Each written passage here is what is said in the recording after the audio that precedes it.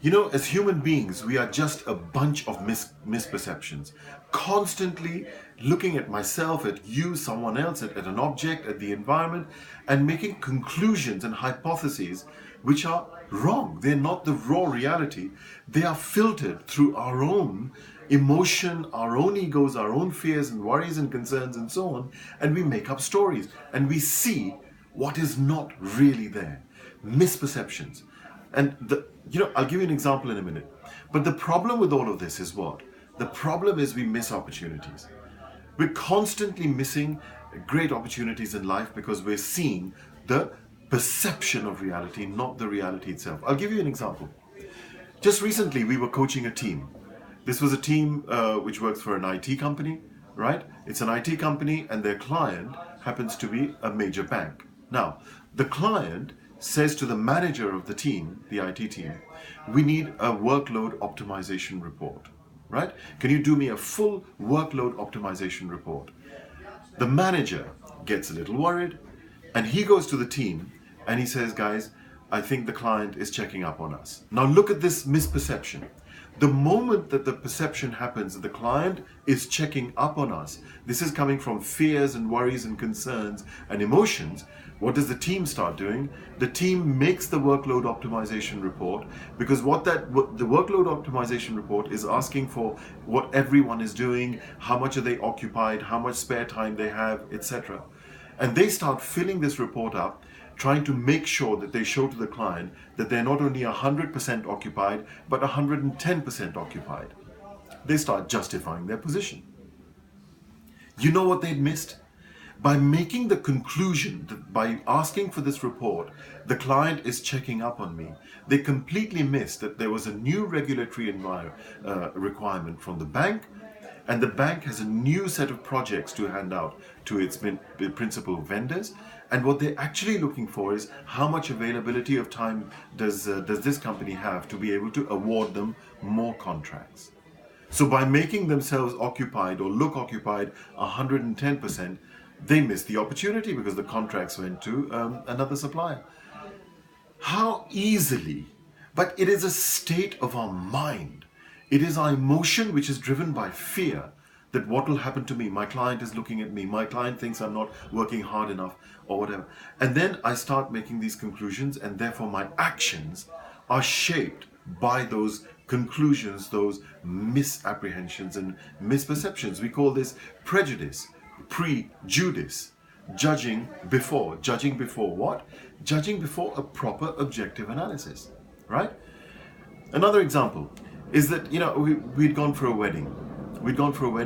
And one of our friends, it was a big wedding, we were all staying in this huge mansion house and so on. And suddenly, and we were all having fun, and suddenly one of our friends, she came running down the stairs in a total panic. And she said, I've lost it. What have you lost? An earring. It was a diamond earring, a very expensive diamond earring.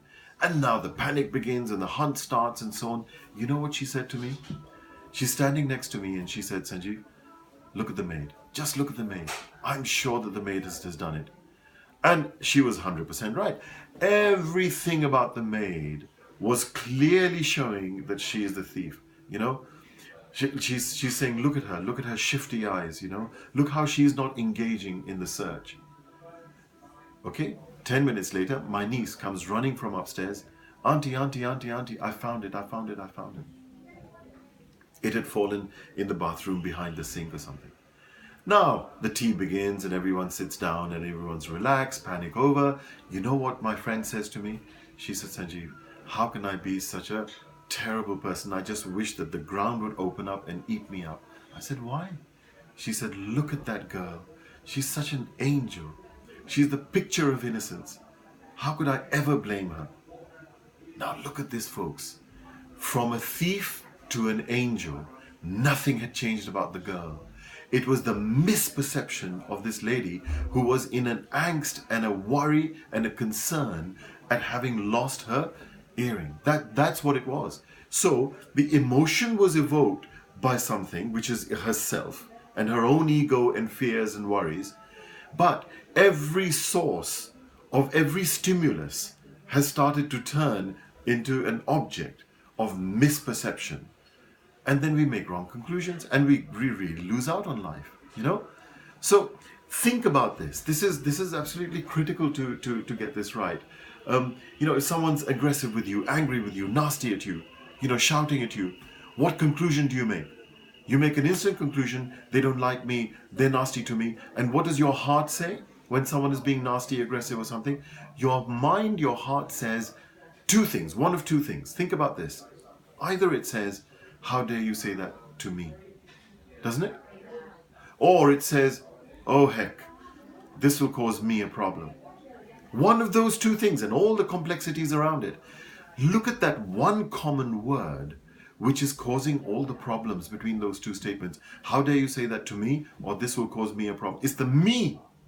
You've made subjectivity out of an objective issue. You haven't seen the objective issue, you've made it about you.